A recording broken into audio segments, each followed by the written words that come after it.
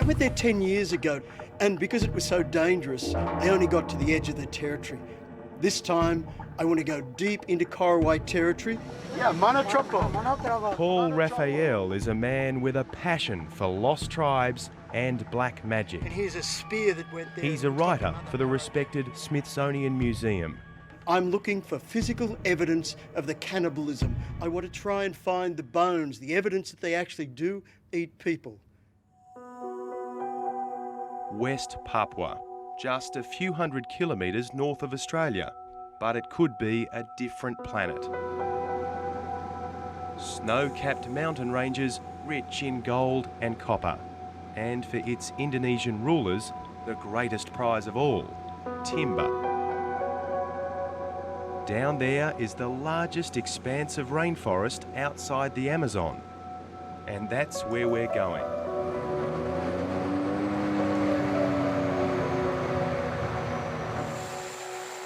We've arrived at the edge of Korowai territory, the start of a 10-day round trip into the jungle. We've hired 15 Korowai porters to help carry our equipment.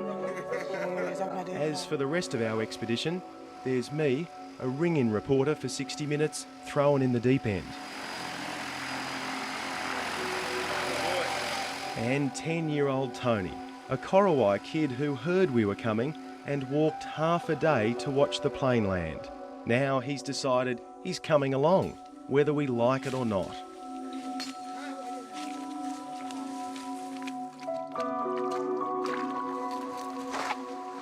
And so begins a gruelling trek into the thickest, wettest, muddiest jungle on the planet.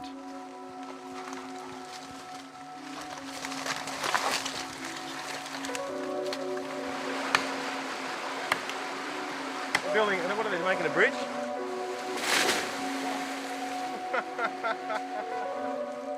And our porters are Korowai.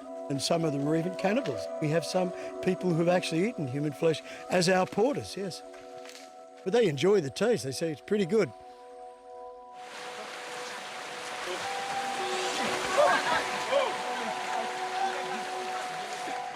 You're right. 63 years old, mate. You're doing all right. I'm a jungle man, mate. You're doing all right.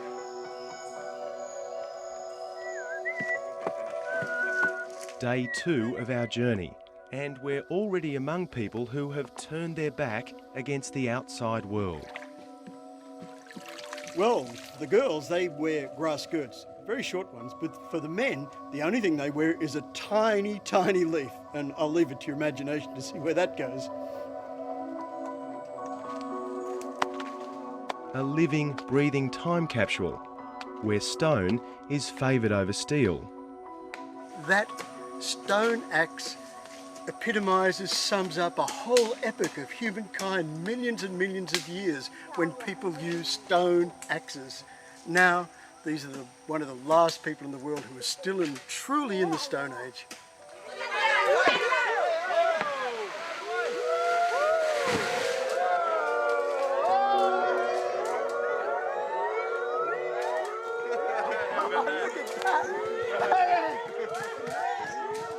This is a sago palm.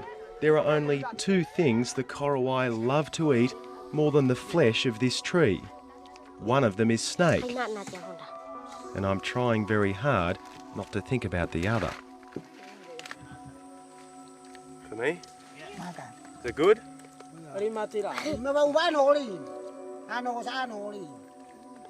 Good snake. At first sight, the Korowai may seem primitive, but take a look at this for a piece of engineering. Oh mate, have a look at this.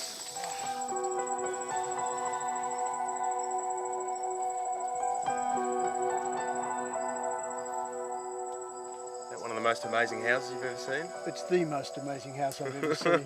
And put the Sydney Opera House in that included. Yeah.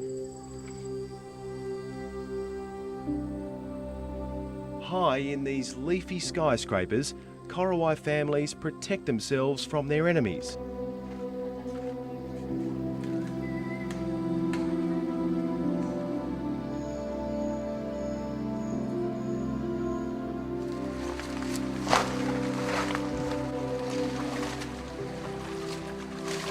After 2 long days walking through the jungle, the track has literally come to an end.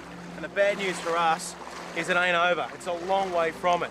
We've got 2 more days worth of travelling, and the locals tell us the only way to do it is by water, heading up the river.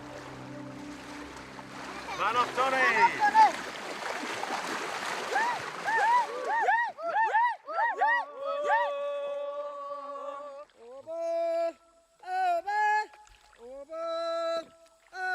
If we try and we go far enough upriver, we might even see Korowai people who have never before seen outsiders. And what an amazing experience that's going to be if it happens. At times, the river's so shallow, everyone has to get out and push.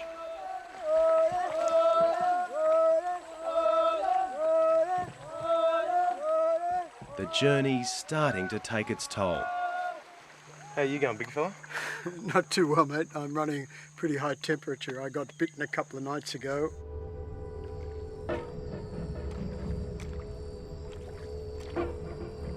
As darkness falls, we're still on the river, and our troubles are just beginning.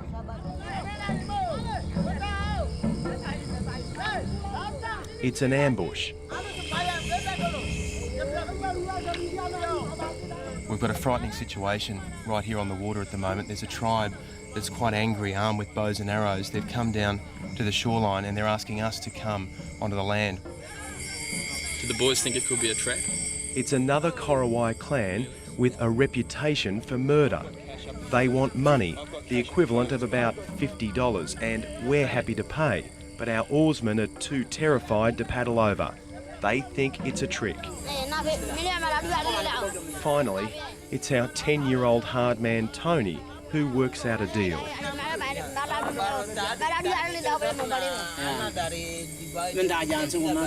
well, I've got the money here if they want to come and collect it. And after a tense few minutes, leaders of the angry tribe arrive by canoe to collect their ransom.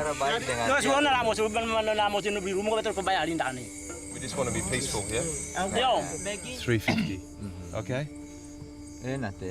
350,000. You okay? Manon? And then they're gone.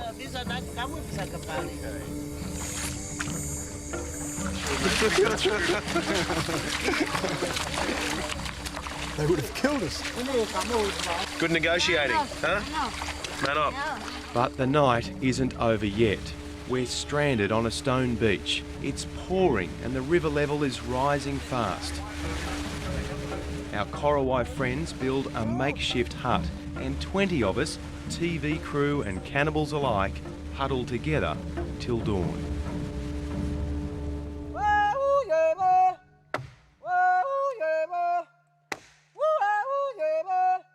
Day 5, and we're back in the forest. We come upon a Korowai with an axe made of steel and a heart made of stone. Bai Lum tells us how he killed one of his best friends. It's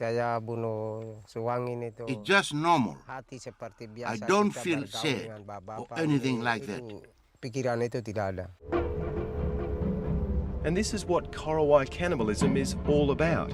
When a member of the tribe dies, the Korowai believe that person is a victim of black magic, struck down by some sort of evil spirit known as the Kakwa. What follows is a frightening witch hunt. Someone must be the Kakwa, and once the clan decides who it is, he will be killed and eaten. Remember, these are Stone Age people.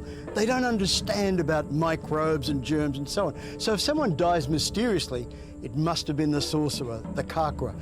And so that person's relatives go out and grab that person and pretty gruesomely kill him. This man you killed, did you know him before you killed him? Yes, he was my friend, and he was part of my family.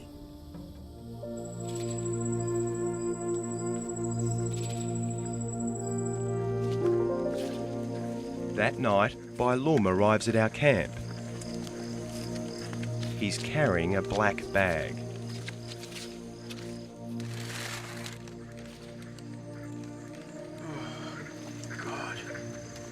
What do you think of that? This is a man who was eaten by other humans. In fact, by the man who's sitting next to us. Take a look at that.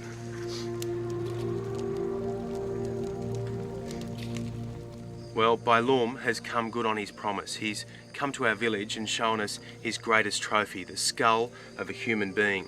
12 months ago, Bailum's cousin died, but just before he died, he told him that this man, Bunop, was a sorcerer, a witch man. So he saw it as his duty to track him down and to kill him, to kill the Kakua.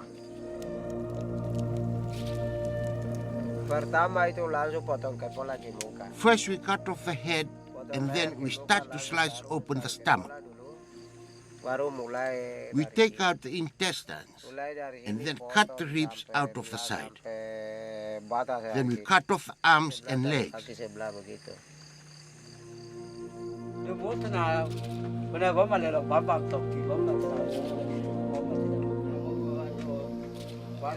They eat everything except the teeth, the hair and the nails. Everything. It's now day 7. We're in completely unknown territory. We stumble upon a hunting party of Korowai men who insist we come to their village. We can go up? Yeah. They look friendly, huh?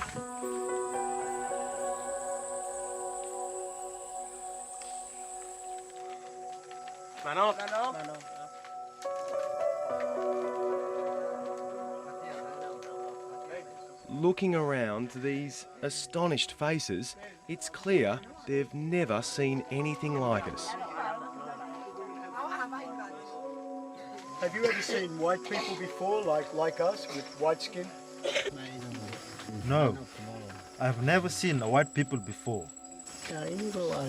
When we heard you were coming, I was thinking you were a ghost. The people were afraid, but when I met you, you are a human. The quest of a lifetime, and I've finally done it. I finally made that first contact with a clan that hasn't changed for 10,000 years. You know, we could be in a time machine. You know those science fiction movies? You get in the machine, you press 10,000 years, press a button, zap! You know, one moment later you open the door and here we are in a cannibal tribe in remote New Guinea 10,000 years ago. Imagine the enormity of that, huh? That's this moment we've got now. And that's why I've got tears in my eyes. I'm sorry. Must look like a whimper. Hey, don't pull me pants down.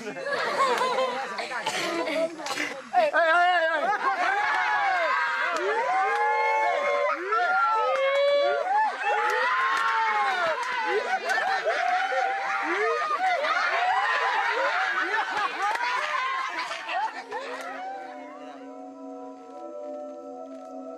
This was an unforgettable encounter. For us, a taste of what life was like at the dawn of humankind. That's for pig, right? This one's for pig. This is for birds. And guess what that's for? Humans. To kill humans. She's holding on for dear life. For them, a visit from the future. They're as fascinated by us as we are by them.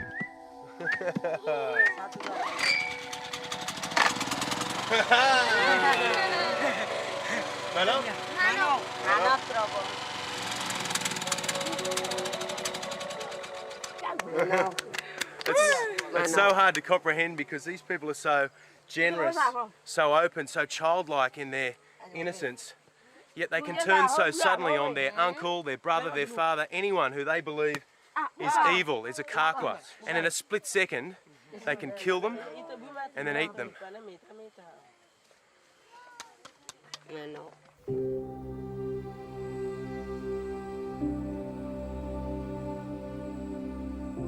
And then, for me, the most chilling moment of our journey. We find a little boy looking scared and confused. At 6 years of age, Wawa has been condemned to death, all because his mum and dad died suddenly. And the people in his village think that he is a sorcerer, he's evil. Yeah, they're suspicious from starting. Suspicious that these kids become as a sorcerer. Wawa's uncle has brought him to this village to try to save him from the Kakwa killers. Oh, they've got their eye on him, and that kid, any time in the next 10 years, he's got to be really careful because they could get him and then they will kill him and they'll eat him. This is a pretty tough place. What are the chances that he'll survive? I would say pretty small.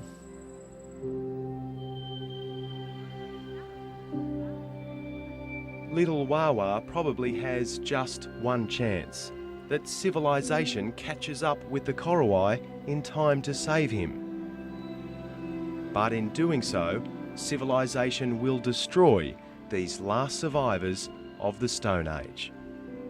Very soul of their being. So my feeling, my desperate feeling, is that just let them be as they are, because within 20 or 30 years, it'll be all over anyway.